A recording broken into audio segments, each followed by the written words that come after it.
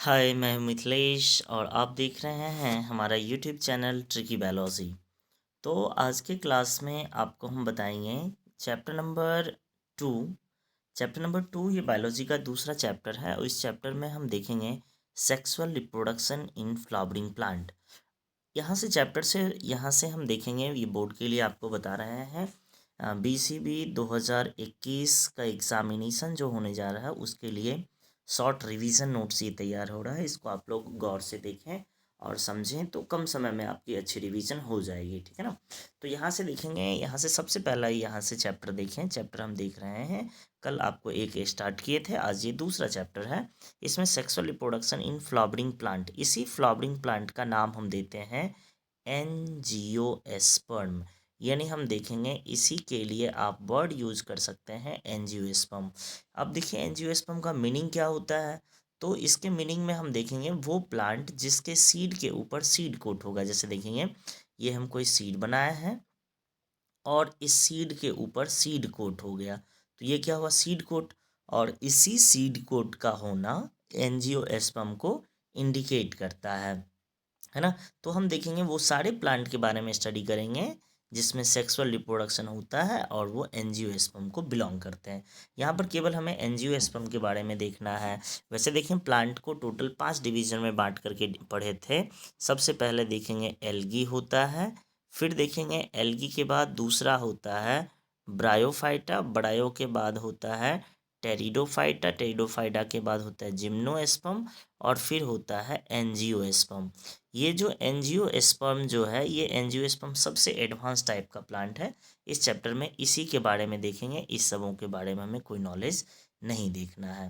तो चलिए यहाँ से हम चैप्टर की शुरुआत कर लेते हैं। चैप्टर की शुरुआत में देखेंगे इस चैप्टर में हमें क्या क्या पढ़ना है, इसके विषय में देखते हैं। तो देखेंगे इस चैप्टर में जो हम देखेंगे यहाँ से, इस चैप्टर में सबसे पहले देखेंगे फ्लावर का क्या क्या कंडीशन है। सबसे पहले फ्लावर जो एंजियोस्पर्म्स होते हैं उसको देखना है। दूसरा स्टडी हमें करना है प्री फर्टिलाइजेशन स्ट्रक्चर क्या होगा इसका। फिर देखेंगे डबल फर्टिलाइजेशन, फिर देखेंगे post fertilization and structure of post fertilization structure and events देखेंगे। फिर देखेंगे एपोमिक्सिस एंड पॉली एम्ब्रॉयनी। तो इस चैप्टर को टोटल 5 पार्ट में डिवाइड किया गया है। इस पांचों पार्ट को हम एक एक करके लेकर के आपको चलते हैं। देखिए इसमें आपको कुछ भी नहीं पढ़ना है, यहाँ से आप पढ़ करके अपना समय बर्बाद ना करें, ये कोई काम का नहीं है, इसको आप नहीं पढ़ेंगे। उसके बाद देखेंगे यहाँ से हम देखते हैं, ये यहाँ से पहला पॉइंट आ रहा है flower A fighting organ of the angiosperm. इसके बारे में इसको पढ़ लीजिएगा। यहाँ से ये भी आपको ध्यान नहीं देखना है क्योंकि इसको हम पहले ही आपको बता चुके हैं। यहाँ से थोड़ा सा एक चीज़ आप ध्यान रख सकते हैं, जैसे प्लांट का एंजियोस्पर्म का रिलेशन क्या है। तो सबसे पहले आपको हम बताए होता है एल्गी, एल्गी के बाद एल्गी में डेवलपमेंट के बाद बना है ब्रायोफाइटा, और ब्रायोफाइटा में डेवलपमेंट के बाद बना है, ये बना है टेरिडोफाइटा, और टेरिडोफाइटा के बाद बना है ये जिम्नोस्पर्म, और जिम्नोस्पर्म से सबसे एडवांस बना है एंजियोस्पर्म, जिसके बारे में यहाँ आज हम स्टडी करेंगे इसी के बारे में। तो ये आपको रिलेशनशिप प्लांट का बता दिए। अब देखेंगे यहाँ से एक फ्लावर का डायग्राम दिया गया है। ये फ्लावर को ज़रा सा आप ध्यान से देखते हैं। ये फ्लावर देखिए, हम थोड़ा सा इसको जूम आउट करते हैं, अब आपको लेकर के चलते हैं। देखिए ये जो फ्लावर है, इस फ्लावर में पार्ट की बात करें तो देखिए फ्लावर में यहाँ पे मेन 4 पार्ट होता है। यानी हम देखें एक फ्लावर में सबसे बाहर जो ग्रीन कलर का ये दिख रहा है, इसका नाम देते हैं सेपल, और इसी सेपल के ग्रुप का नाम देते हैं कैलिक्स। दूसरा देखिए कलरफुल पार्ट जो है ये वाला, इसका नाम देते हैं पेटल, और इसके ग्रुप का नाम देते हैं कोरोला। फिर देखेंगे तीसरा पार्ट जो ये देख रहे हैं, ये पूरा यहाँ से यहाँ तक ये होता है मेल पार्ट, जिसका नाम देते हैं एस्टामेन। और इस मेल पार्ट के अंदर हम देखेंगे मेनली 2 पार्ट होता है। जैसे हम देखें एक मेल पार्ट ऐसे करके बनाए तो इसमें 2 पार्ट होता है, ये होता है, ये पूरा का पूरा तो मेल पार्ट है, और इस मेल पार्ट को 2 पार्ट में डिवाइड करते हैं। एक होता है अपना एंथर और दूसरा होता है फिलामेंट। तो ज़रा देखिए यहाँ से, एक यहाँ से आपको दिखा रहा होगा, यहाँ से देखेंगे ये वाला जो पार्ट है, यहाँ से ये देखेंगे ये आपको एंथर को दिखा रहा है, यानी ये वाला जो पार्ट है आपका एंथर दिख रहा है, और ये वाला जो पार्ट दिख रहे हैं ऐसे करके डंडी जैसा, ये फिलामेंट दिख रहा है। तो ये सारा का सारा क्या कहलाएगा, स्टामेन। फिर देखेंगे यहाँ से अगला पार्ट जो हम दिखा रहे हैं, ये वाला पार्ट, ये जो पूरा का पूरा ऐसे ऐसे करके एक स्ट्रक्चर में ऐसे करके है, ये वाला जो भाग होता है पूरा का पूरा, ये होता है पिस्टिल या कार्पेल। तो इसमें 3 पार्ट होता है। सबसे ऊपर वाला देखिए स्टिग्मा दिखा रहा है, फिर बीच वाला देखें स्टाइल दिखा रहा है, और फिर नीचे वाला देखेंगे ये आपको ओवरी दिखा रहा है। और इसी ओवरी के अंदर ये जो स्ट्रक्चर है इसका नाम देते हैं ओव्यूल। यानी एक बार फिर से ये स्ट्रक्चर देखिएगा, हम कोशिश करते हैं ठीक से थोड़ा बने। तो जरा देखिए इसमें ये जो पार्ट देखते हैं फ्लावर का, ये सबसे ऊपर वाला, ये मिडिल वाला पार्ट, और ये सबसे ये बेसल पार्ट। तो देखें ये तो हो गया स्टिग्मा, ये हो गया स्टाइल, और ये हो गया ओवरी, और ये क्या हो गया ओव्यूल। इस तरह से आपको नेमिंग देकर भी पूछ सकता है। तो बोर्ड में एक बार क्वेश्चन आया था, 2018 का क्वेश्चन है, आपसे पूछे था जो गाइनोसियम क्या होता है। तो यही जो फीमेल रिप्रोडक्टिव पार्ट होता है ना फ्लावर का, उसी का नाम देते हैं गाइनोसियम। तो ज़रा देखें ये फ्लावर बना करके आपसे डायग्राम भी पूछ सकता है, तो ये क्लियर हुआ। फिर चलते हैं आगे। यहाँ से देखेंगे एक क्वेश्चन पूछा जाता है जो फ्लोरिकल्चर क्या होता है। अब देखेंगे हम आपको फ्लोरिकल्चर बताते हैं। जैसे देखिए यहाँ पर एक टर्म मिला होगा फ्लोरिकल्चर, ज़रा देखें ये टर्म आपको मिला यहाँ से। फ्लोरिकल्चर के बारे में थोड़ा सा आपको बताते हैं। देखेंगे फ्लोरिकल्चर होता क्या है, तो फ्लावर का जो कल्टीवेशन होता है, जैसे हम लोग आलू रोपते हैं, टमाटर रोपते हैं, उसी तरह से फूल की खेती जो होती है ना, उसी का नाम देते हैं floriculture. The cultivation of the flowering plant that is called floriculture, है ना। देखिए यहाँ पे फ्लोरिकल्चर मिलेगा। फिर इसके अलावा यहाँ पर कोई चीज़ ध्यान नहीं रखना है। फिर चलते हैं दूसरे टॉपिक के ऊपर, प्री फर्टिलाइजेशन। उसके पीछे एक चीज़ और देखिएगा, इस जब ये पैराग्राफ आप पढ़िएगा तो यहाँ पे मिलेगा फ्लावर जो होता है किसी को प्यार दिखाने में काम आता है, उसके बाद सैडनेस शोक दिखाने में काम आता है, सजावटी काम में आता है। जैसे साउथ के लोग सब जो जूड़े में फूल लगाती हैं, वो सब देखें सजाने के, खुद को सजने संवरने के भी काम आते हैं। तो फ्लावर का अलग अलग काम है, ठीक है ना। ऑर्नामेंटल्स में भी यूज़ कर लेंगे ये सारा चीज़, है ना। यहाँ से देखेंगे सबसे पहले, यहाँ से हम फ्लावर के स्ट्रक्चर को आपको बता दिए, और फ्लावर का जो फीमेल रिप्रोडक्टिव पार्ट होता है उसको गाइनोसियम से डिफ्रेंशिएट करते हैं। यानी देखिए फ्लावर का एक होता है मेल पार्ट, दूसरा होता है फीमेल पार्ट, 2 रिप्रोडक्टिव पार्ट हुए। यानी हम देखेंगे मेल के ग्रुप का नाम देते हैं एंड्रोशियम, और फीमेल के लिए वर्ड लेते हैं गाइनोशियम, ठीक है ना। तो यहाँ से फ्लावर के अंदर टोटल 4 पार्ट होते हैं, सेपल, पेटल, एस्टामेन और पिस्टिल। सेपल पेटल तो उसका प्रोटेक्टिव लेयर हो गया, और यहाँ से गाइनोशियम और एंडोशियम मेल पार्ट हुए। उसके बाद देखेंगे फ्लावर बनता किससे है, इसकी बात करें। फ्लावर जो बनता है उसका नाम देते हैं फ्लोरल प्राइमोडियम। जैसे देखेंगे फ्लावर जो बनता है ना, इसका नाम देते हैं फ्लोरल प्राइमोडियम। तो ये भी लाइन आपको ध्यान रखना है। ये क्वेश्चन एक बार पूछ लिया था, फ्लावर किससे बनता है, तो फ्लोरल प्राइमोडियम से बनता है, ठीक है ना। यहाँ पे आपको फ्लोरल प्राइमोडियम मिल जाएंगे। फिर देखेंगे आगे, थोड़ा सा देखते हैं, आगे चलते हैं। इसके बाद यहाँ पे ऐसा कुछ नहीं है जो आपको ध्यान रखना पड़ा। देखें इस टॉपिक में क्या, एक फ्लोरल प्राइमोडियम ध्यान रखिएगा, पहला चीज़। दूसरा, male and female reproductive part को रिप्रेजेंट जो किया जाता है, यानी मेल को रिप्रेजेंट किया जाएगा एंथर से, और फीमेल को रिप्रेजेंट किया जाएगा गाइनोशियम से, ये सारा चीज़। तो यहाँ से आप चलते हैं अगले टॉपिक के ऊपर। ज़रा देखिए यहाँ से अगला टॉपिक आपको हम बताएंगे, यहाँ से स्टामेन यानी male reproductive part of the flower.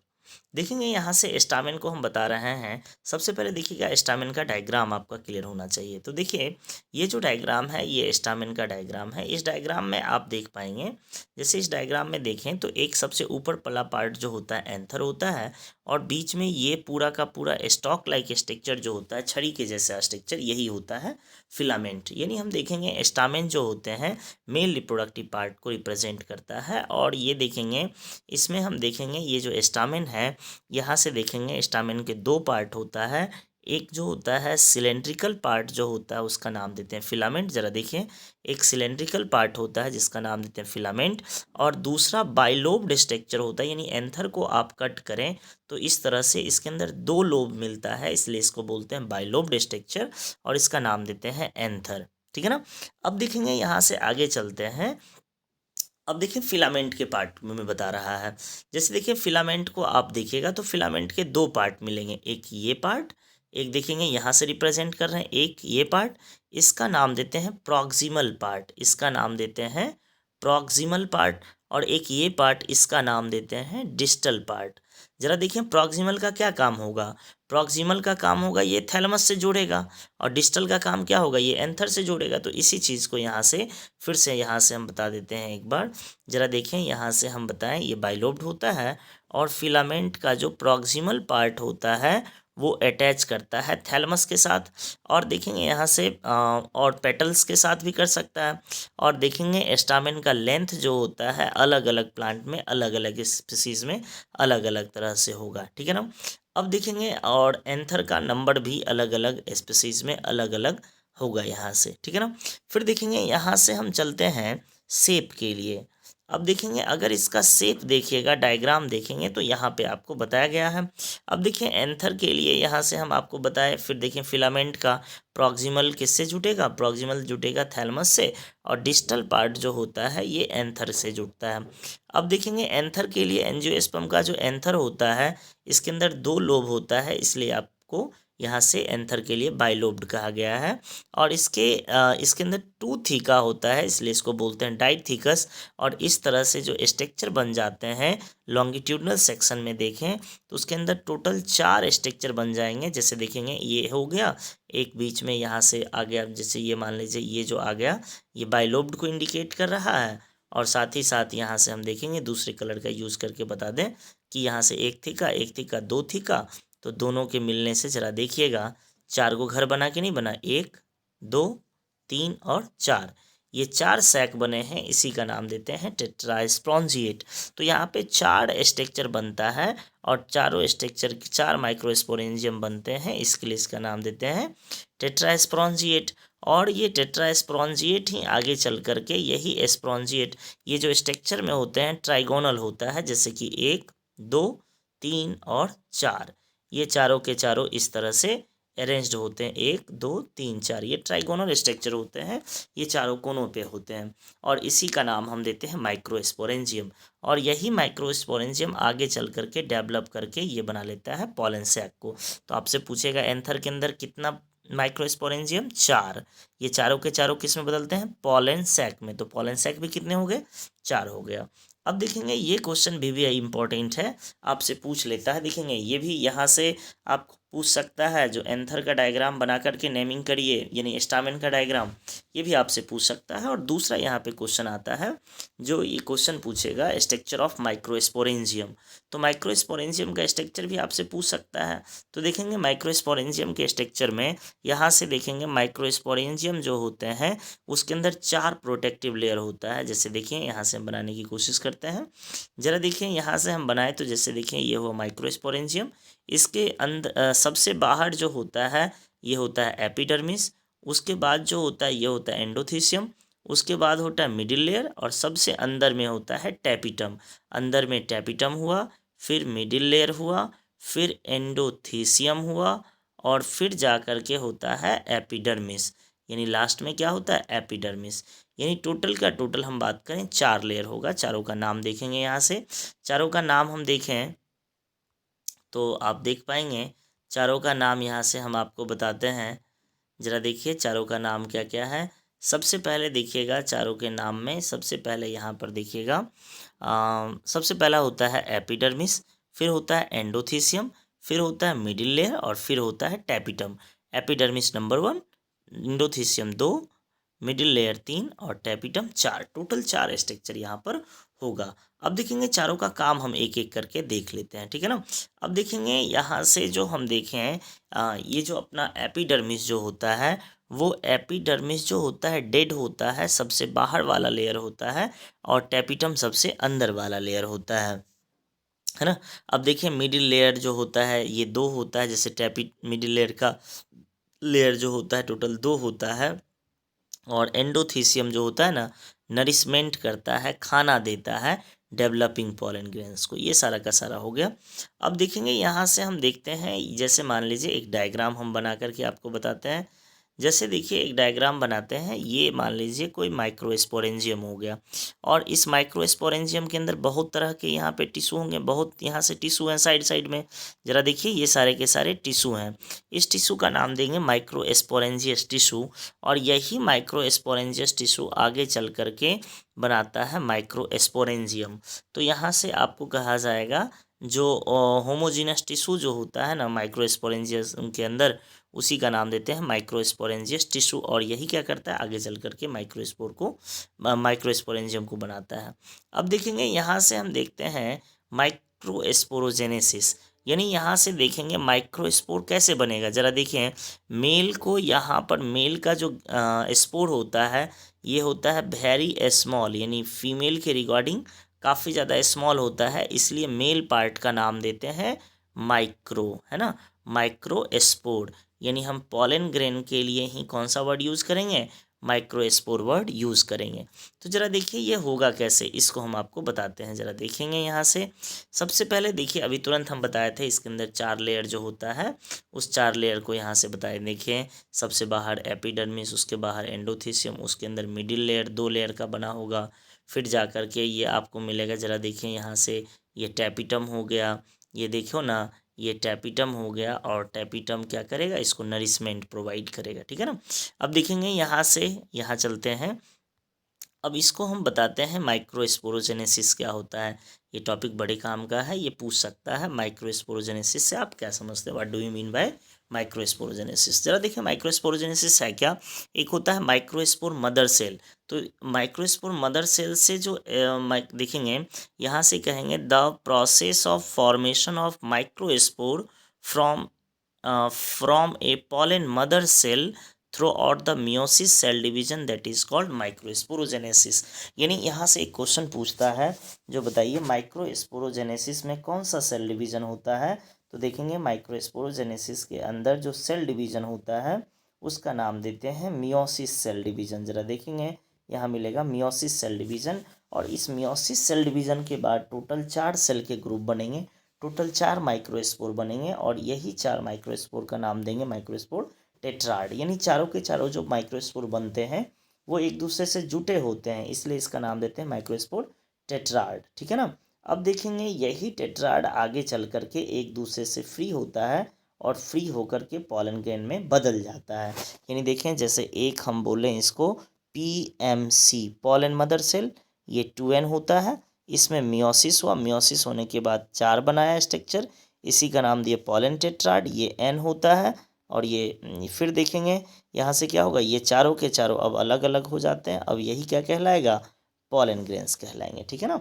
तो ज़रा देखें यहाँ से, तो माइक्रोस्पोरोजेनेसिस आपसे पूछ सकता है। माइक्रोस्पोरोजेनेसिस होता क्या है, formation of the microspore from the microspore mother cell throughout the meiosis cell division that is called microsporogenesis. उसके बाद पॉलन टेट्राड बता दिए, पॉलन ग्रेन्स बता दिए। फिर देखेंगे यहाँ से पॉलन ग्रेन्स का स्ट्रक्चर आपको अब बताते हैं। जरा देखिए पॉलन ग्रेन्स का स्ट्रक्चर आपको बताते हैं। अब हमें देखना है पॉलन ग्रेन के बारे में। जैसे देखिए ये एक पॉलन ग्रेन है, तो इसके ऊपर 2 लेयर हैं। जरा देखिए, एक तो हम कॉन्टिन्यूअस बनाए थे, और दूसरा देखेंगे डिसकॉन्टिन्यूअस बना दिए। तो ये बाहर वाला जो स्ट्रक्चर होता है इसका नाम देते हैं एक्साइन, और अंदर वाला जो स्ट्रक्चर होता है इसका नाम देते हैं इंटाइन। यानी पॉलन ग्रेन का जो लेयर जो होते हैं 2, बाहर वाला एक्साइन और अंदर वाला इंटाइन होता है। दूसरी बात करें पॉलन ग्रेन का साइज़ की बात करें, अगर हम साइज़ की बात करें लगभग 25 से 50 माइक्रोमीटर का होता है।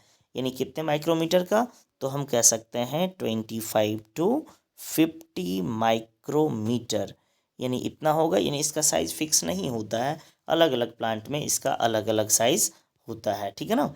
तो यहाँ से देखेंगे, आपको पहले स्ट्रक्चर दिखाते हैं, ज़रा देखिएगा। यहाँ से पॉलन ग्रेन्स का जो स्ट्रक्चर होता है अलग अलग स्पीसीज़ में अलग अलग होता है, ठीक है ना।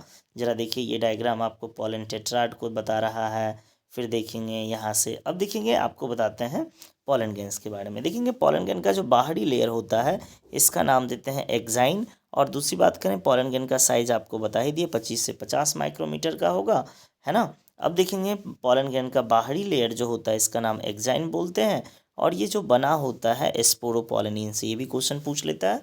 यानी आपसे पूछेगा पॉलन ग्रेन का बाहरी प्रोटेक्टिव लेयर किसका बना होता है, स्पोरोपोलिनिन का। और दूसरी बात करें ये जो स्पोरोपोलिनिन होता है मोस्ट रेसिस्टेंट होता है ऑर्गेनिक मटेरियल से। कोई भी ऑर्गेनिक मटेरियल हो, चाहे हाई टेम्परेचर हो, चाहे स्ट्रॉन्ग एसिड हो, चाहे बेस हो, चाहे इंजाइम हो, इसको कोई भी तोड़ नहीं सकता है। यानी स्पोरोपोलिनिन अर्थ का सबसे सॉलिड, अर्थ का सबसे रेसिस्टेंट मटेरियल है। और इसके अंदर पॉलन ग्रेन की बात करें, पॉलन ग्रेन्स, ये जो एग्जाइन होता है, ये एग्जाइन कहीं कहीं पर इंटरप्टेड रहता है, अपर्चर होता है। अपर्चर का मतलब ओपनिंग रहता है। इसकी का नाम क्या देते हैं, इसका नाम देते हैं जर्मपोर। जरा देखें, आपसे पूछा जाए जो, एक मिनट, आप देखेंगे आपसे सिंपली पूछा जाए जो पॉलन ग्रेन का बाहरी लेयर क्या होता है, एग्जाइन, ये बना किसका होता है, स्पोरोपोलिन। क्या ये रेसिस्टेंट होता है, जी बिल्कुल मोस्ट रेसिस्टेंट होता है। किससे, ऑर्गेनिक मटेरियल से, हाई टेम्परेचर से, स्ट्रॉन्ग एसिड से, स्ट्रॉन्ग बेस से और इंजाइम से ये रेसिस्टेंट होता है। बताइए कॉन्टिन्यूअस होता है, नहीं, ये डिसकॉन्टिन्यूअस होता है, कहीं पर अपर्चर होता है। इसी अपर्चर का नाम क्या देते हैं, जर्मपोर नाम देते हैं। क्लियर है क्या, तो जर्मपोर तक आपको हम बता दिए। फिर दूसरी बात करें, इसका जो स्पोरोपोलिन का जो एग्जाइन है वो मरता है नहीं। तो जैसे मान लो भूकंप आएगा तो ज़मीन के नीचे ये स्पोरोपोलिन वैसे का वैसे रहेगा। जब यहाँ पे अर्थ से मिट्टी निकाला जाएगा अंदर से और यहाँ पे पॉलन ग्रेन मिल जाएगा धरती की गहराई में, तो साइंटिस्ट सोचेगा यहाँ पर पॉलन ग्रेन था, यानी स्पोरोपोलिन है तो पॉलन ग्रेन था, और पॉलन ग्रेन था तो प्लांट था, और वही प्लांट डिकम्पोज होकर के क्या बनाया होगा, वही प्लांट डिकम्पोज होकर के मतलब फॉसिल फ्यूल्स में बदला होगा। तो यहाँ से फॉसिल फ्यूल का पता लगाने के लिए, फॉसिल फ्यूल का पता लगाने के लिए भी हम बात करते हैं स्पोरोपोलिन का यूज़ होता है, यानी ये चीज़ यहाँ से आपको मिल जाएगा। ठीक है ना।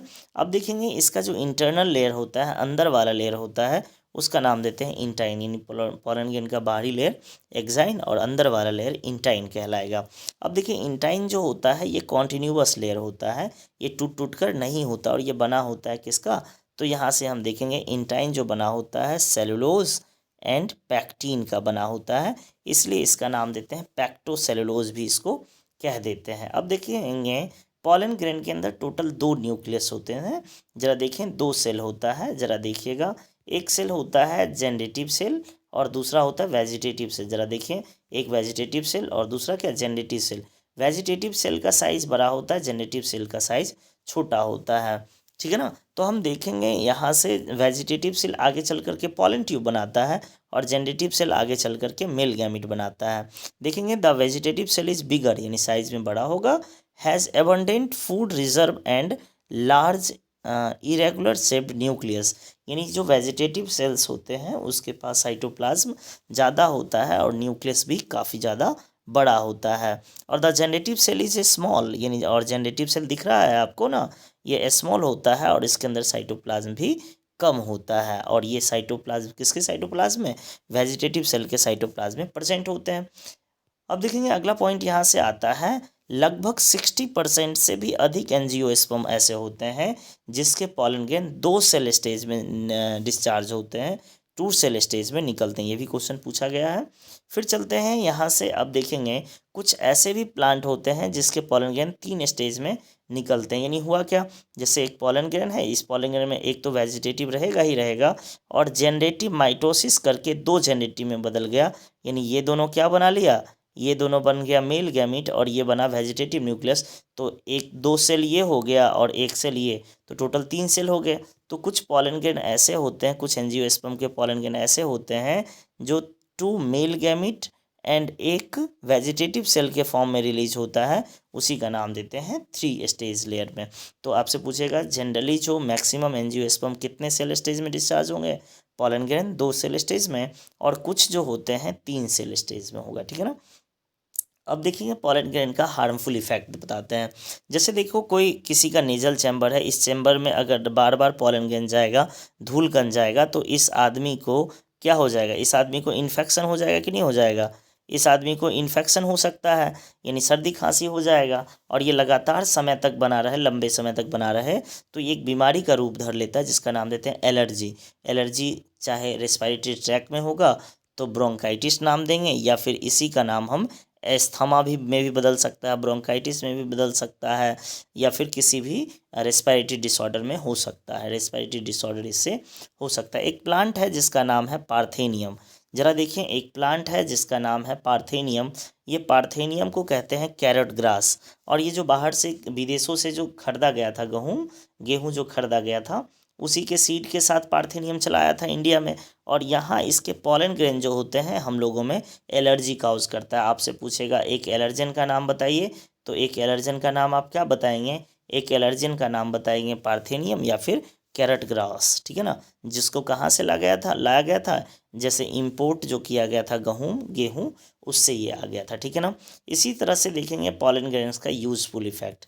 जैसे देखिए पॉलन ग्रेन्स जो होता है उसके अंदर न्यूट्रिएंट्स बहुत ज़्यादा होता है, तो इसी न्यूट्रिएंट्स को जोड़ करके एक टैबलेट के फॉर्म में बना लेगा या फिर कोई सिरप के फॉर्म में बना लेगा, तो इसी का नाम क्या देगा? या तो पॉलन टैबलेट देगा या तो पॉलन सिरप नाम देगा, है कि नहीं है। तो जरा देखेंगे यहाँ से कह रहा है pollen grains are rich nutrients, pollen grain के अंदर न्यूट्रिएंट रिच अमाउंट में मिलता है। It has become a fashion in react मतलब recent year pollen tablet and food supplement.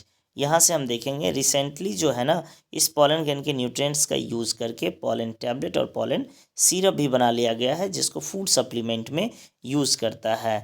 जैसे कि हम बात करेंगे सिरप के फॉर्म में भी या टैबलेट के फॉर्म में भी ये इसको यूज जो करता है, इसके कारण काम करने की क्षमता बढ़ जाती है, और इसका यूज जो करता है दौड़ने वाला लोग, घोड़ा करता है, प्लेयर्स वगैरह करते हैं, ठीक है ना। अब देखेंगे इस पॉलन देखेंगे यहाँ से पॉलन टैबलेट हो गया, एनर्जी टैबलेट हो गया, एनर्जी सिरप वगैरह हो गया। इसी तरह से पॉलन ग्रेन के लिए न्यूट्रिएंट्स जो के लिए जो बनाया गया था टैबलेट, उसका नाम दिया बी पॉलन, और सबसे पहले बी पॉलन को इंग्लैंड बनाया था। और इस पत्ते में टोटल जो होता था ना, इस पत्ते में टोटल 30 टैबलेट होते थे 30 दिन के लिए, और इसका जो यूनिट होता था ओजेड यूनिट होता था। चलिए आगे चलते हैं यहाँ से। अब देखेंगे पॉलन ग्रेन, जैसे एक चीज़ समझेंगे, जैसे पॉलन ग्रेन एंथर से निकला, तो एंथर से निकलने के बाद कितने देर में वो फीमेल तक जाएगा कि यहाँ से पॉलिनेशन आराम से हो जाएगा, वो भी डिपेंड करता है। अगर मान लो यहाँ से पॉलन ग्रेन निकला और यहाँ से निकल करके आया 3 दिन में, और 3 दिन में पॉलन ग्रेन ही सूख गया, तो बताइए प्रोसेस आगे चल पाएगा? नहीं चल पाएगा। तो यहाँ से हम देखते हैं viability of the pollen grain, यानी पॉलन ग्रेन कितने दिन तक जिंदा रहेंगे। तो कुछ के पॉलन ग्रेन हम देखें 30 मिनट तक ही जिंदा रहता है ना। जैसे कि आप देखें जैसे राइस की बात करें, वीट की बात करें, ये सब के पॉलन ग्रेन कितने मिनट तक जिंदा रहते हैं? मात्र 30 मिनट तक। और कुछ पॉलन ग्रेन ऐसे भी हैं जिसके लाइफ स्पेन लंबे समय तक रहते हैं। जैसे कि देखिए लंबे समय वाला 3 नाम बता रहे हैं आपको। एक देखेंगे यहाँ से आपको मिलेगा रोजेसी, रोज वाला प्लांट, लेग्यूमिनेसी, दाल वाला प्लांट, सोलेनेसी। इस सब के जो पॉलन ग्रेन होते हैं इसकी वाइबिलिटी मंथ तक होती है, इसकी वाइबिलिटी महीनों तक होती है, ठीक है ना। चलिए यहाँ से आप देखेंगे एक होता है आर्टिफिशियल हाइब्रिडाइजेशन। जैसे मान लो हम कलकत्ता से एक पॉलन ग्रेन लाए, गुलाब का पॉलन ग्रेन, और यहाँ के फ्लावर पर गुलाब का पॉलन ग्रेन दे दिए, तो यहाँ पे फर्टिलाइजेशन तो हो जाएगा, क्योंकि इस पॉलन ग्रेन को हम वहाँ से लाए थे। इस पॉलन ग्रेन को ख़राब ना हो उसके लिए हमें जमा करना पड़ता है, और पॉलन ग्रेन को हम जो जमा करते हैं वो जमा करते हैं पॉलन बैंक में। यानी पॉलन ग्रेन को जमा करने के लिए आर्टिफिशियली क्रॉप ब्रीडिंग के लिए पॉलन बैंक का यूज़ करते हैं, और पॉलन बैंक में हमें पॉलन ग्रेन को स्टोर रखा जाता है।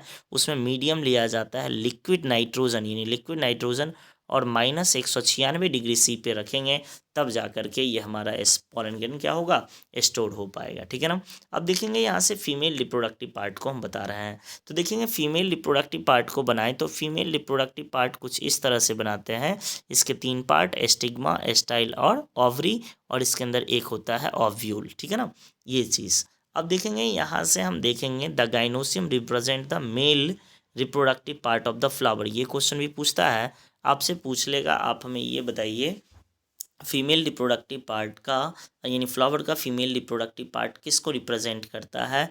तो गाइनोशियम के लिए यहाँ से आ जाएगा। फिर देखेंगे एक फ्लावर के अंदर एक जब गाइनोशियम होगा तो उसका नाम देंगे मोनोकार्पेलिडी, और एक से ज़्यादा होगा तो मल्टीकार्पेलिडी।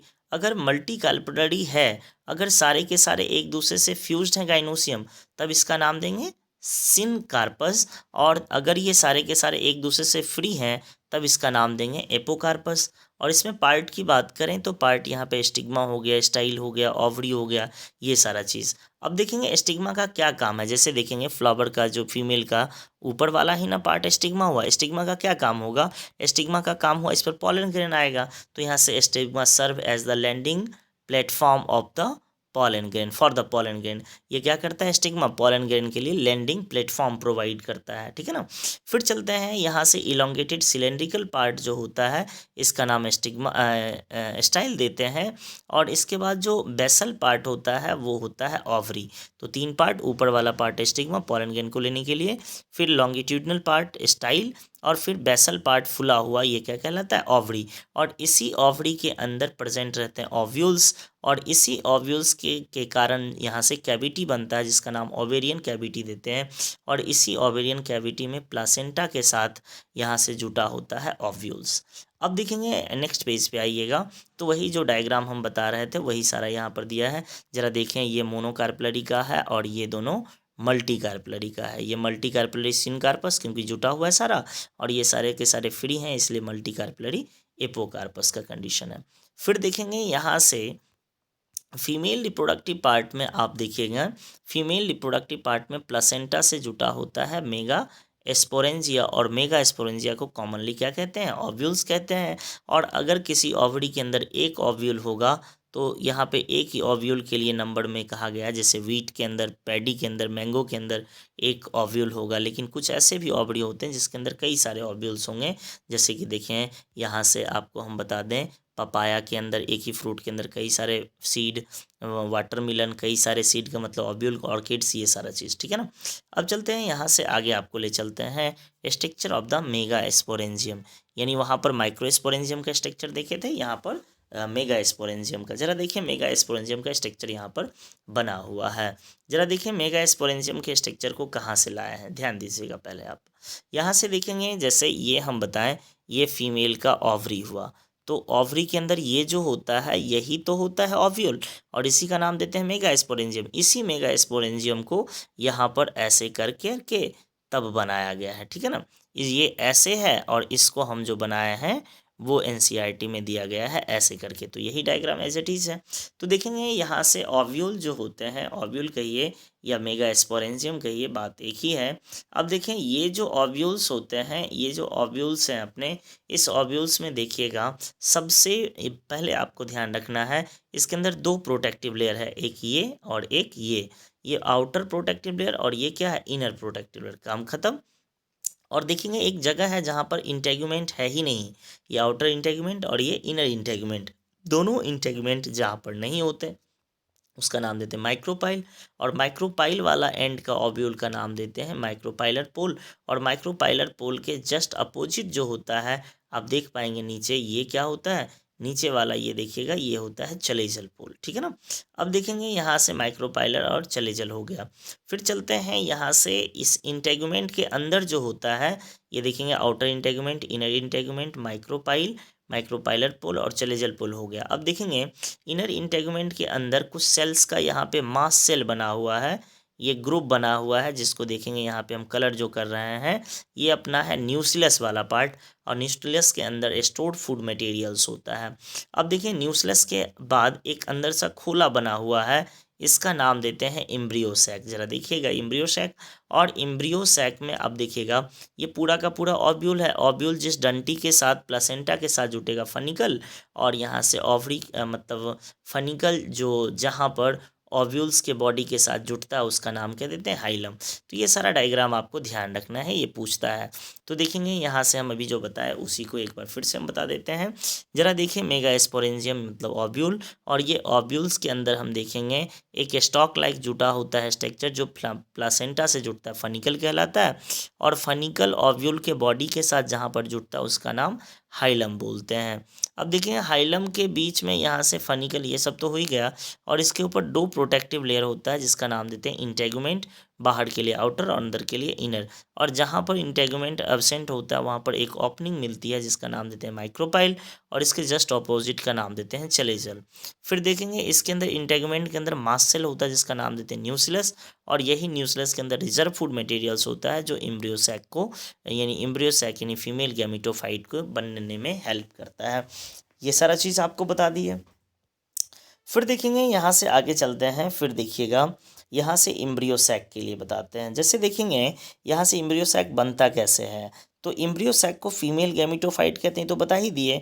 अब यहाँ से हम देखेंगे, पहले मेगा स्पोरोजेनेसिस बताएंगे, तब हम बताएंगे उससे वो किस तरह से इम्ब्रियो सैक में बदल जाता है। जैसे देखिए मेगा स्पोरोजेनेसिस को बताएं तो एक सेल होता है जिसका नाम देते हैं MMC, megaspore mother cell, और यही करता है मियोसिस। मियोसिस के बाद ये 4 सेल बनाते हैं। देखेंगे 4 सेल में से पहला 3 डिजनरेट हो जाता है और एक जाकर के फंक्शनल हो जाता है। इसी प्रोसेस का नाम देते हैं मेगा स्पोर का बनना, मेगा स्पोरोजेनेसिस कहते हैं। ठीक है ना।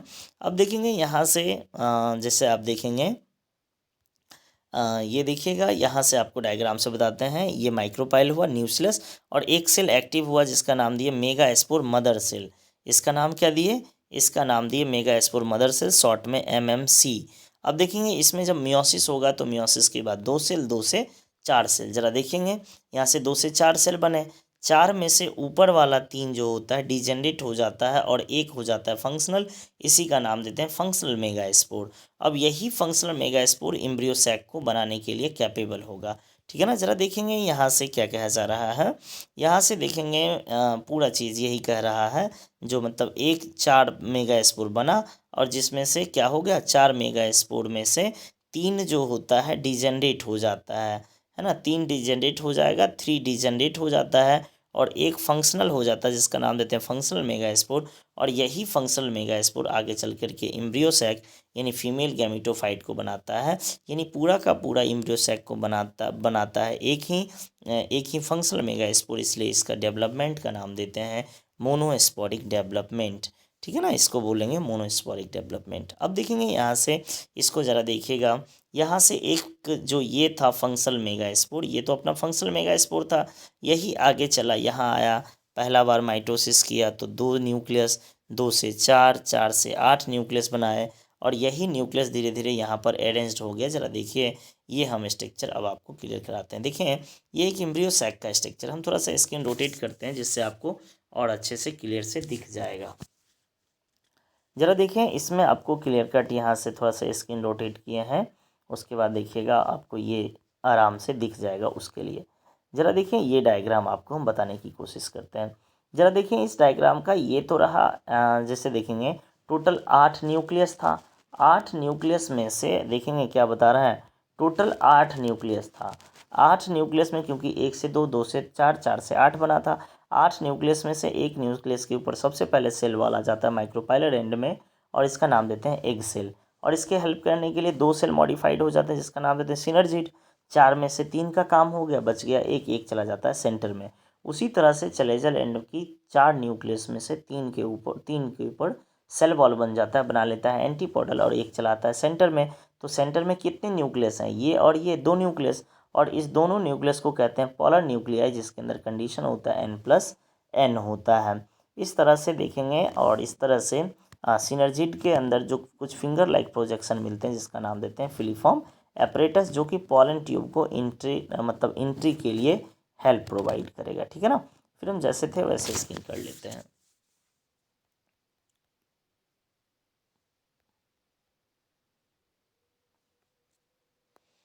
अब देखिए जो चीज़ हम बताया उसी को यहाँ पे एनसीईआरटी लिखा हुआ है, ज़रा देखते हैं।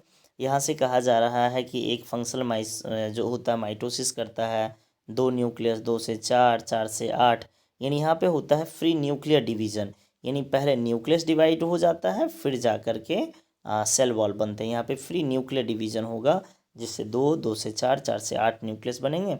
फिर जा कर के ये एम्ब्रियो सैक के अंदर हम देखेंगे टोटल 6 जो होते हैं उसके ऊपर से 8 में से 6 के ऊपर सेल वॉल बन जाता है। जैसे देखिए ना, एक यहाँ, एक यहाँ, एक यहाँ, एक यहाँ, एक यहाँ और एक यहाँ, तो 3 इधर और 3 इधर, 6 के ऊपर ही ना सेल वॉल बना, और यहाँ पे 6 के ऊपर सेल वॉल बन जाता है 8 में से 6 के ऊपर, है ना। और बीच में 2 न्यूक्लियस बच जाता है जिसका नाम देते हैं, बीच में जो सेल बचता है सेंट्रल सेल। इस तरह से टोटल कितने सेल, 3 ऊपर 3 नीचे, 6 और प्लस एक सेंट्रल सेल, टोटल 7 सेल और 8 न्यूक्लियस होता है। ठीक है ना। चलिए यहाँ से देखेंगे, आपको बता ही दिए सिनर्जिड और एग मिला करके एग एपरेटस बनाता है, और एंटीपोडल्स में टोटल 3 न्यूक्लियस होते हैं, और इस तरह से 7 न्यूक्लियस और 8 सेल होता है। फिर चलते हैं यहाँ से, देखिएगा आगे चलते हैं पॉलिनेशन। पॉलिनेशन के लिए आपको हम बता दें कि पॉलिनेशन के लिए यहाँ से आइएगा तो पॉलिनेशन होता क्या है, ट्रांसफ़र ऑफ, जैसे देखेंगे यहाँ पर मेल है, एंथर है और ये है एस्टिग्मा, तो हम बोलेंगे यहाँ से transfer of pollen grain from anther to stigma क्या कहलाएगा, पॉलिनेशन कहलाएगा। ठीक है ना, पॉलिनेशन का डेफिनेशन हो गया। देखेंगे पॉलिनेशन यहाँ से दो टाइप का होता है, एक होता है ऑटोगैमी, जैसे देखेंगे एक ही फ्लावर है, जैसे देखें एक फ्लावर का ये एंथर हुआ और उसी फ्लावर का ये फीमेल रिप्रोडक्टिव पार्ट हुआ, तो इसी का इसी पे ट्रांसफ़र क्या कहलाएगा, ऑटोगैमी, यानी transfer of pollen grain from anther to stigma in same flower. अगर एक ही तरह के फ्लावर में अगर पॉलिनेशन होता है उसी के पार्ट से, तो उसका नाम क्या देंगे, उसका नाम देंगे ऑटोगैमी। चलिए यहाँ से ऑटोगैमी के लिए देखेंगे एक डायग्राम दिया गया है फ्लावर का। जैसे देखेंगे कुछ ऐसे भी प्लांट होते हैं जिसमें दो तरह के फ्लावर मिलते हैं, ये हुआ ओपन फ्लावर, ये हुआ ओपन फ्लावर और ये होता है क्लोज फ्लावर। जो ओपन फ्लावर होता है उसका नाम देते हैं चेस्मोगेमस फ्लावर, इसमें क्रॉस पॉलिनेशन होता है। जो क्लोज फ्लावर होंगे, घेरे हुए होंगे, उसका नाम क्या देंगे, क्लिस्टोगेमस। जरा देखें ये क्लिस्टोगेमस का मतलब क्या, ओपन क्लोज फ्लावर, इसमें केवल क्या होगा, सेल्फ पॉलिनेशन होगा। जैसे देखेंगे यहाँ पे कहा जा रहा है कि कुछ प्लांट है जैसे कि वायोला, ऑक्जेलिस और कॉमेलिना, तो इसको हम ट्रिक से याद करते हैं vox.com से। तो वायोला, ऑक्जेलिस और कॉमेलिना कुछ प्लांट हैं जिसके अंदर दो तरह के फ्लावर मिलते हैं, एक मिलता है चेस्मोगेमस फ्लावर ओपन टाइप और एक मिलता है क्लिस्टोगेमस फ्लावर क्लोज टाइप। जो यहाँ से चेस्मोगेमस होगा उसमें क्रॉस पॉलिनेशन होगा और क्लिस्टोगेमस में ऑलवेज क्या होगा, सेल्फ पॉलिनेशन होगा। फिर देखेंगे जीटोनोगेमी क्या होगा, इसको समझते हैं। जैसे देखिए एक प्लांट है, इसके दो फ्लावर हैं, एक इधर और दूसरा इधर है। अब एक प्लांट के दो फ्लावर के बीच पॉलिनेशन, यानी plant same but flower different, उसी का नाम देंगे geitonogamy, transfer of pollen grain from anther to stigma of anther of the same plant, है ना।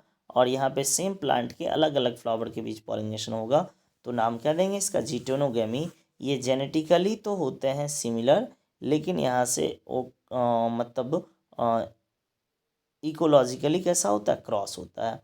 फिर चलते हैं यहाँ से जीनोगेमी क्या होता है। अब देखेंगे एक ही स्पीसीज का प्लांट, जैसे पपाया का ये भी है और पपाया का ये भी होगा, एक दूसरे प्लांट से पॉलिनेशन क्या कहलाएगा, जीनोगेमी कहलाएगा। और इससे ये जो होता है जेनेटिकली डिफरेंट होता है और यहाँ पे पॉलिनेटर की रिक्वायरमेंट्स होती हैं। पॉलिनेटर होता क्या है, तो वो एजेंट जो पॉलिनेशन करवाता है उसी का नाम देते हैं पॉलिनेटर एजेंट या फिर एजेंट्स ऑफ पॉलिनेशन। यानी पॉलिनेशन कराने के लिए जो भी हेल्प करेगा वो क्या कहलाता है, एजेंट्स ऑफ पॉलिनेशन कहलाते हैं। अब देखें ये पॉलिनेशन के एजेंट बायोटिक भी हो सकते हैं, यानी जिंदा जैसे इंसेक्ट वगैरह भी हो सकता है, ये बायोटिक एनिमल भी हो सकता है और ए बायोटिक विंड और वाटर भी हो सकता है कि नहीं है। चलिए यहाँ से देखेंगे, अब चलते हैं एयर पॉलिनेशन।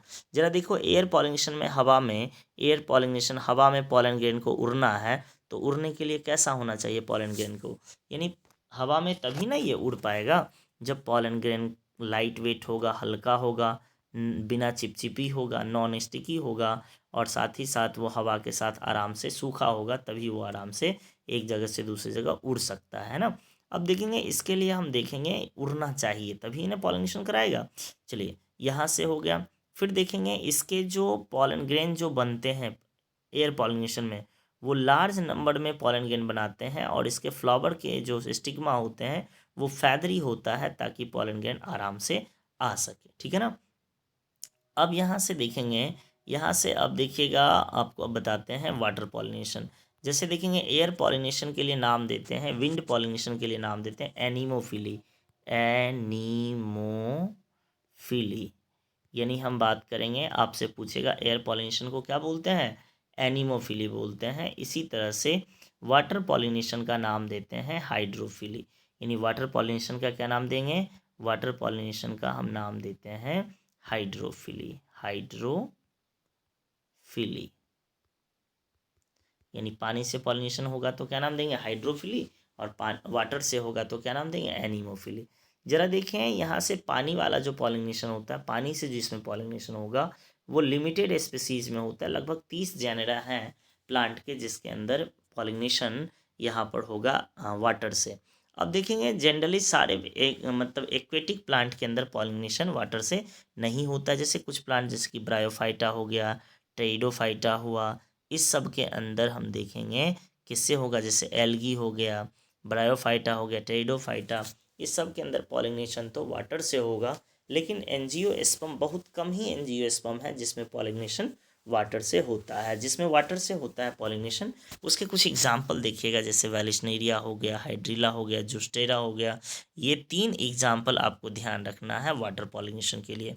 एक चीज़ और देखिएगा, सारे एक्वेटिक प्लांट में वाटर पॉलिनेशन नहीं होगा। जैसे कि हम बात करेंगे कुछ एग्जाम्पल, आप सोचिएगा तो जैसे वाटर लिली हो गया, फिर देखेंगे यहाँ से कुछ ऐसे भी प्लांट हैं जो पानी में रहता है लेकिन पॉलिनेशन पानी से नहीं कराता है। जैसे देखेंगे यहाँ पे प्लांट जैसे कुछ मिलेगा एग्जाम्पल में, कुछ प्लांट में देखिए गए, यहाँ पे आपको मिल जाएगा वाटर लिली, उसके बाद वाटर हाइसिंथ, जलकुंभी, ये सब रहते हैं, एक्वेटिक हैं। लेकिन इस सब में पॉलिनेशन किससे होता है, इस सब में पॉलिनेशन विंड से होता है ना। जैसे वाटर हाइसिंथ, वाटर लिली, ये सब में इनफ्लावर्ड, ये सब जो एवब होता है मतलब पानी के सरफेस से ऊपर होता है, उस समय या तो इंसेक्ट से पॉलिनेशन होगा या तो विंड से। यानी सारे एक्वेटिक प्लांट के अंदर पॉलिनेशन जो होता है वाटर से नहीं होता है, ठीक है ना। चलिए यहाँ तक हो गया। अब चलते हैं हम आगे लेकर के आपको चलते हैं। ये एक लाइन और यहाँ से पूछता है क्वेश्चन में, आपसे पूछेगा ये जो बताइए, जो एबायोटिक फैक्टर से जिसमें भी पॉलिनेशन होता है वो क्या होता है, डायरेक्शनल पॉलिनेशन होगा या non directional.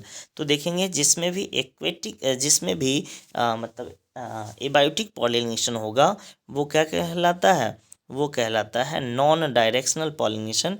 Both water and wind pollination flower are not very colourful, ये लाइन भी ध्यान रखना है। यानी जो भी वाटर और हवा से वाटर और विंड से जिसमें पॉलिनेशन होगा उस फ्लावर का कलरफुल होना कोई ज़रूरी नहीं है, क्योंकि उसको अट्रैक्ट करने की ज़रूरत होती ही नहीं है।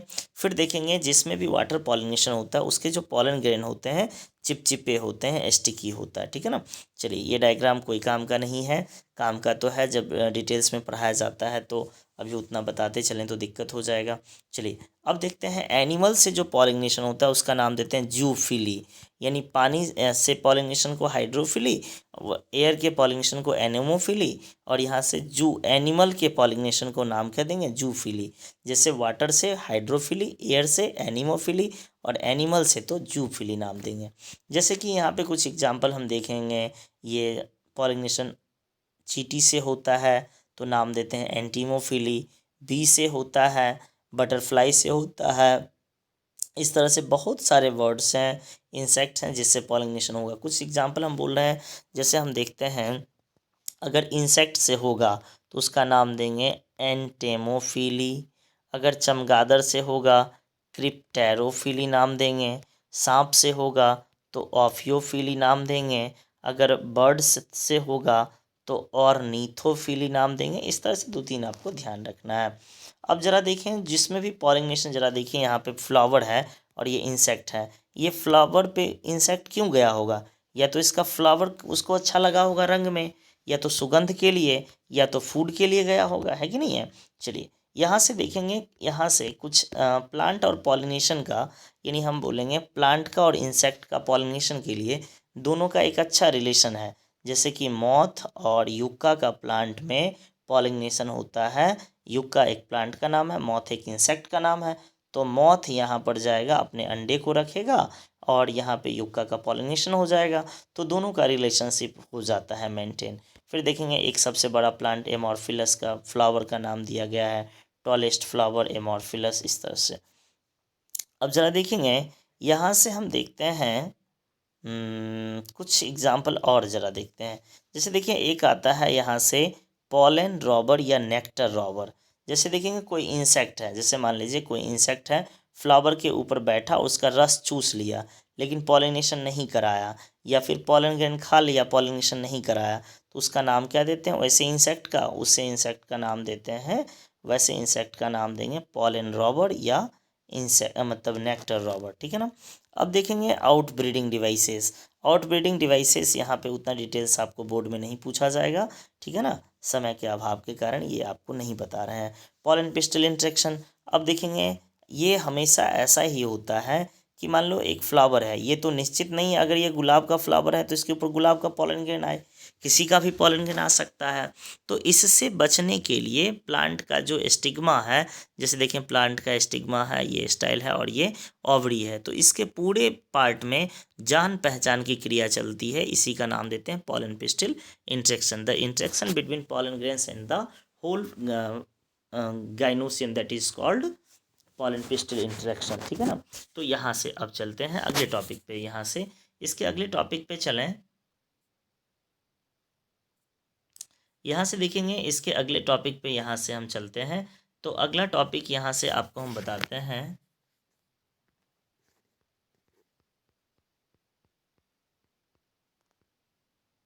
अब अगला टॉपिक यहाँ से देखेंगे फर्टिलाइजेशन आएगा। आउटब्रीडिंग डिवाइसेस हो गया। अब देखेंगे यहाँ से अब हम चलते हैं आउटब्रीडिंग डिवाइसेस के बाद यहाँ से एक टॉपिक आ रहा है artificial hybridisation.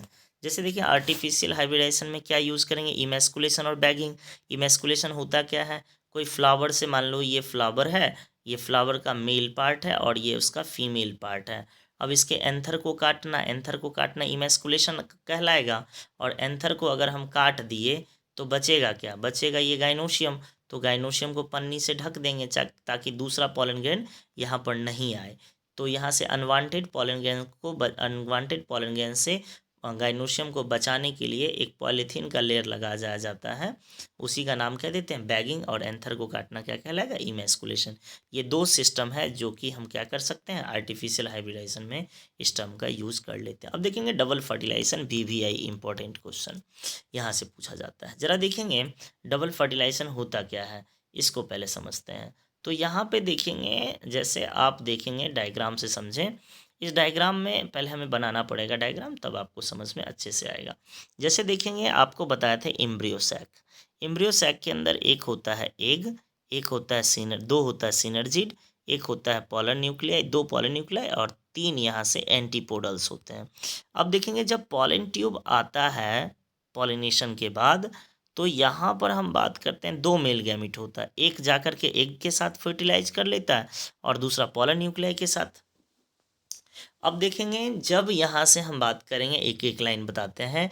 After entering one of the synergid the pollen tube release the two male gamete. अब देखेंगे जैसे ही कह रहा है पॉलन ट्यूब आया, तो यहाँ से दो मेल गैमिट रिलीज करेगा इनटू द साइटोप्लाज्म। यहाँ से द सिनर्जिड्स के अंदर दो यहाँ पे चले आए हैं। अब देखेंगे one of the male gamete move toward the egg cell. अब एक कहाँ के तरफ, एक कहाँ के तरफ मूव करेगा, एग सेल के तरफ, और फ्यूज करके यहाँ से कंप्लीट करता है सिनगैमी। और इस सिनगैमी के रिजल्ट का नाम देते हैं जाइगोट। यानी देखेंगे हुआ क्या है, दो मेल गैमिट आए थे पॉलन ट्यूब में, एक जा करके एग सेल के साथ मिल गया जिसका नाम दिए सिनगैमी, और इससे जो जाइगोट बन गया। और ये जाइगोट जो होते हैं डिप्लॉइड होते हैं। और दूसरा जो होता है second male gamete move to the pollen nuclei location. अब ये पॉलन न्यूक्लियाई के लोकेशन में जाने लगा और वहाँ जा कर के उसके साथ फ्यूज कर लेता है पॉलन न्यूक्लियाई के साथ, और इसका नाम देते हैं प्राइमरी इंडोस्पर्म न्यूक्लियस, और इसको शॉर्ट में PEN बोलते हैं। अब देखेंगे इसी के फ्यूजन में तीन न्यूक्लियस आया था, इसलिए इसका नाम देते हैं ट्रिपल फ्यूजन। तो फर्टिलाइजेशन कितने बार हुआ यहाँ पर, तो फर्टिलाइजेशन देखेंगे दो बार हुआ, एक हुआ सिनगैमी और दूसरा क्या हुआ, ट्रिपल फ्यूजन। तो एंजियोस्पर्म में फर्टिलाइजेशन का प्रोसेस दो बार चलता है, इसलिए इसका नाम देते हैं ट्रिपल फ्यूजन। ठीक है ना। यहाँ से देखेंगे सिनगैमी का प्रोडक्ट जाइगोट और ट्रिपल फ्यूजन का प्रोडक्ट यहाँ से प्राइमरी इंडोस्पर्म न्यूक्लियस। अब देखेंगे होगा क्या, अब ट्रिपल फ्यूजन से TN3N स्ट्रक्चर बना है। अब देखेंगे ये जो होता है इसी का नाम देते हैं डबल फर्टिलाइजेशन, और प्राइमरी इंडोस्पर्म सेल बदल जाता है, primary endosperm cell, primary endosperm nucleus primary endosperm cell में बदल जाता है, जो आगे चल करके इंडोस्पर्म बना लेता है, और जाइगोट बदल जाता है किसमें, एम्ब्रियो में बदल जाता है। ठीक है ना। फिर से जरा देख लेंगे, यहाँ से प्राइमरी इंडोस्पर्म न्यूक्लियस या प्राइमरी इंडोस्पर्म सेल बदल जाता है इंडोस्पर्म में, और जाइगोट यहाँ से बदल जाता है एम्ब्रियो में। एम्ब्रियो यानी जाइगोट होता है 2N और ये होते हैं 3N। ठीक है ना। चलिए डायग्राम से देख लीजिएगा। तो आज इतना ही बताते हैं, काफ़ी ज़्यादा बड़ा चैप्टर है, एक सेगमेंट और बचा है, इसको हम आपको अगले वीडियो लेक्चर में बता देंगे, ठीक है ना। तो आप लोग मन से पढ़िए, फिर मिलते हैं अगले क्लास में, अगला जल्दी हम मिलेंगे।